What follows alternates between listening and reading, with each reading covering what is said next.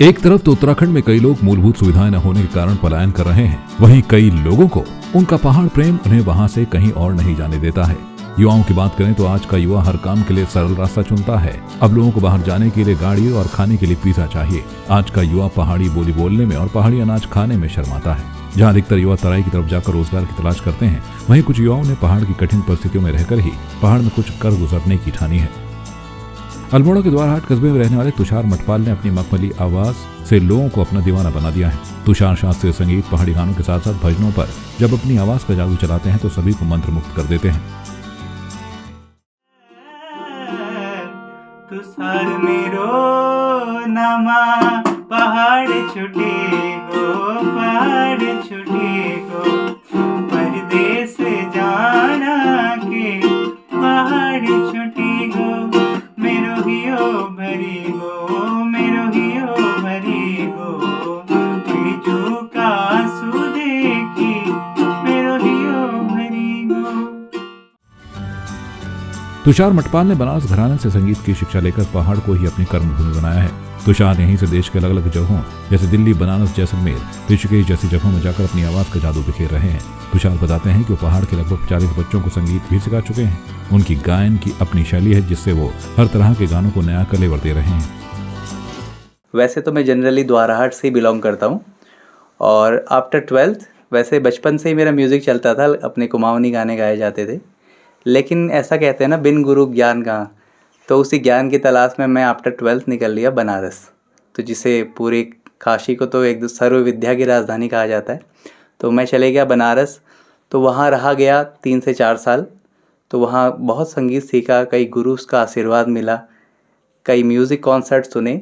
तो धीरे धीरे उन जो भी सीखा था, जो भी सुना था, उन चीज़ों को उतारा, क्योंकि कहते हैं ना, तानसेन बनने से पहले कानसेन बनना ज़रूरी है। तो अभी भी मैं सुनते रहता हूँ, प्रैक्टिस करता हूँ। तो कोविड टाइम पे मैं यहाँ पे आ गया था द्वारहाट में, और कोविड टाइम में हम लोगों ने, क्योंकि सबसे पहले आप जानते होंगे वर्ल्ड वाइड फेमस हमारा योगदा आश्रम है परमहंस योगानंद जी का, जो कि कई कार्य यहाँ पे करते हैं हमारी सोसाइटी द्वारहाट में। तो वहाँ का भी मैंने कोरोना समय में बहुत सारा काम देखा, और ऐसी मुझे गाइडेंस मिली कि मुझे मौका मिला तो लोगों की हेल्प करी, मेडिकल कैंप्स करे। उसके बाद मैंने यहाँ पे साथ ही साथ जब भी मैं आता था, पहले भी मैं बच्चों को सिखाना रखता था, भले ही मैं 1 महीने के लाऊँ, 15 दिन के लाऊँ।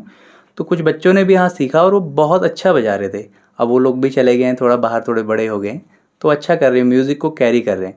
बाकी मेरा म्यूज़िक का पर्पस क्या है, पहले मैं भी सोचता था कि मैं भी जाऊँ बॉलीवुड में, यहाँ जाऊँ वहाँ जाऊँ। वो ठीक है, वो चीज़ होगी तो अच्छी बात है, क्योंकि वो तो लिखा नहीं है किसी का ना, पता नहीं है। लेकिन मेन क्या है, आप अपना काम करते रहें। तो अब मेरा म्यूज़िक का पर्पस क्या है, जैसे पूरी दुनिया भर से लोग यहाँ आते हैं हमारे पास, तो मैं म्यूज़िक की अपनी जो एनर्जी है, क्योंकि म्यूज़िक चाहे किसी आदमी का कैसा भी मूड हो, वो सही कर देता है, म्यूज़िक खुश हो जाता है आदमी। तो मेरा यही अब पर्पस है, मैं देख रहा हूँ या इस तरीके से चल रहा हूँ कि मैं म्यूज़िक को एक एनर्जी शेयरिंग की तरह यूज करूँ, हीलिंग म्यूज़िक की तरह यूज करूँ। तो संगीत में आप और आगे क्या करना चाह रहे हैं अभी यहाँ द्वारहाट में रह करके? हाँ, द्वारहाट में रह करके मेनली मेरा है एक तो सिखाना है, ताकि जो मैंने सीखा है, क्योंकि यहाँ से बनारस जाना इज़ बिग थिंग। कोई सोचता नहीं, कोई सोचता दिल्ली चले जाऊँ, लेकिन बनारस एक ऐसी जगह है जहाँ आपको आसपास से भी म्यूज़िक का माहौल मिलता है, क्योंकि माहौल, ग्रुप्स होना बड़ा ज़रूरी है। आपको किसी भी संगत में अगर किसी चीज़ में उभरना है तो ग्रुप्स की ज़रूरत है। तो मैं जो बनारस गया, मैंने इतने साल सीखा, कई गुरुओं के पास में गया, उसी सब का निचोड़ जो मैंने सीखा है अब मैं यहाँ पे शेयर करना चाहता हूँ। तो ये मैं कर ही रहा हूँ, ऑनलाइन माध्यम से मैं लोगों को सिखाता हूँ, कई फॉरेनर्स सीखते हैं। तो बस अच्छा लग रहा है इसी में, और बाकी ईश्वर की इच्छा वो कहाँ ले जाएं।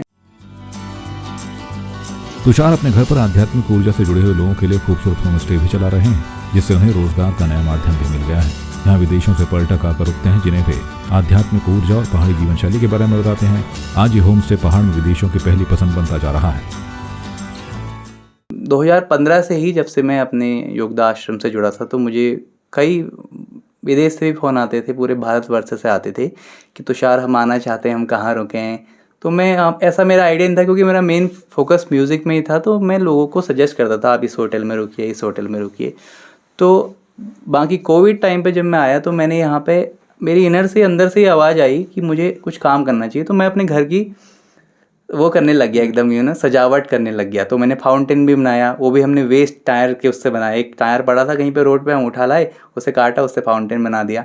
फिर धीरे धीरे कंटर्स लाए, कंटर्स को पेंट करके पूरा बगीचा, लाइट, सब कुछ जब तैयार हो गया, फिर एक आइडिया आया। हमारी मदर ने कहा तुषार क्यों ना इसे होम स्टे कर दें।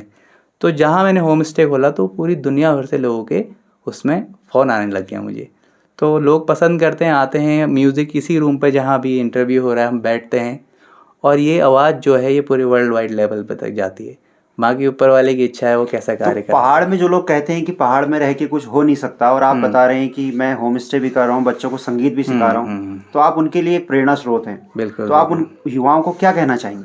देखिए, मैं कहना चाहूँगा आप कहीं भी रहें, आपका शरीर मायने रखता है, आपका मन कहाँ है वो मायने रखता है।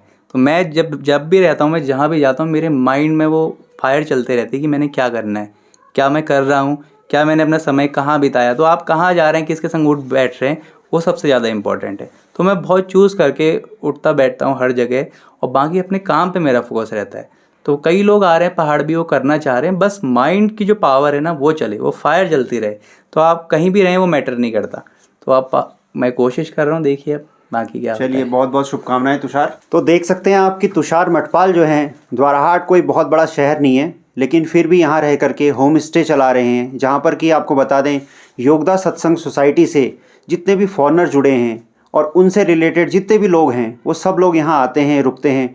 तो उनके लिए एक आमदनी का नया स्रोत भी हुआ है। और साथ ही जो है संगीत के क्षेत्र में अभी आपने इनकी मखमली आवाज़ सुनी, तो आप समझ सकते हैं कि पहाड़ में रहकर भी जो युवा कुछ करना चाहते हैं उनके लिए तुषार मटपाल अपने आप में प्रेरणा के बहुत बड़े स्रोत हैं।